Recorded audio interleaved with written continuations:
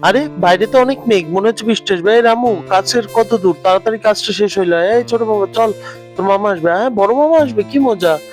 তা হ্যাঁ, তোর বড় মামা আসবে। কি আপনার বড় ভাই কখন আসবে? এই তো চলে এসেছে বড় ভাই। বড় ভাই চলে এসেছে, চল বড় ভাইয়ের জন্য খাবার দাবার রেডি করি। আরে ভাই, তুমি চলে এসেছো? হ্যাঁ ছোট ভাই, তুইও চলে এসেছিস, কি এনেছিস? এই বোনের জন্য একটু মিষ্টি নিয়ে আসলাম, ও মিষ্টি খেতে পছন্দ করে। আমি তো আবার তোমার মতো বড় লোক না। আরে কি বলিস, তুই দাঁড়া, দেখ আমি কি এনেছি তোকে দেখাই। আমি একটা সোনার চেন এনেছি বোনের জন্য। দেখ তো এটা কেমন হয়েছে। এই চেনটা দেখ, এটা পুরো সোনার। আচ্ছা একটা কাজ কর, এইটা তুই বোনকে দে আর ওই মিষ্টিটা আমাকে দে, আমি বোনকে ওই মিষ্টিটাই দিব।